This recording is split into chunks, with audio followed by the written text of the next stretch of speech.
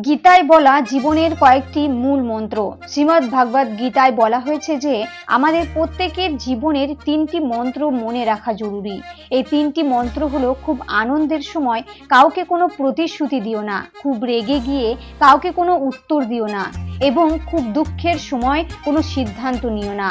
শ্রীকৃষ্ণ বলেছেন, যে ব্যক্তি পরিষ্কার ও সোজাভাবে কথা বলেন তার কথা অনেক সময় রূঢ় লাগতে পারে, কিন্তু তিনি কখনো কারোর সঙ্গে প্রতারণা করেন না। অনেক সময় আমরা জীবনের কোনো বড় সমস্যা থেকে এমনভাবে বেরিয়ে আসি যেন কেউ আড়ালে থেকে আমাদের সাহায্য করছে। এই অদৃশ্য শক্তি হলো ভগবান। শ্রীকৃষ্ণ গীতায় বলেছেন যে রাগ খারাপ, কিন্তু যেখানে রাগ দেখানো দরকার সেখানে রাগ দেখানো উচিত। না হলে যারা খারাপ কাজ করছে তারা কখনো বুঝবে না যে এটা তাদের করা উচিত নয়। তুমি রাগ না দেখালে তারা সবসময় অন্যায় করেই যাবে।